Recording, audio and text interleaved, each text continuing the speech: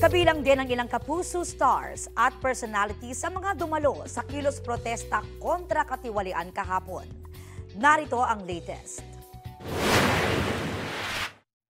Not the usual ang Sunday run ni Dingdong Dantes this September 21.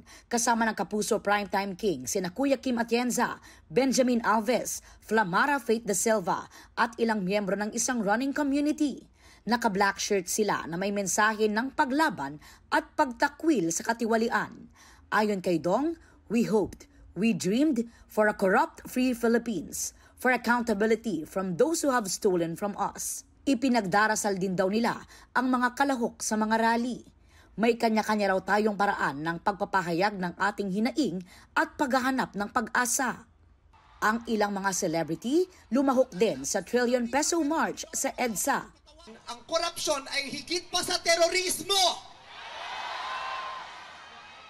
Ang mga terorista namimili lamang ng lugar at panahon kung kailan aatake. Pero ang mga magnanakaw sa Pilipinas walang pinipiling araw.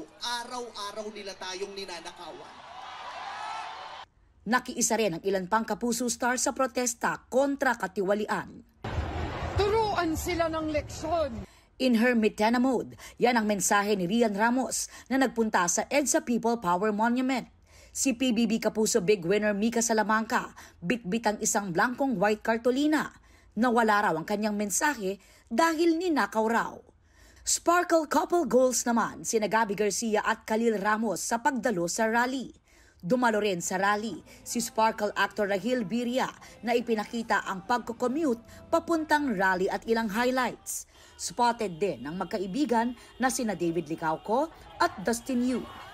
Maging sina Therese Malvar, Brent Valdez, Thea Astley at Bea Gomez.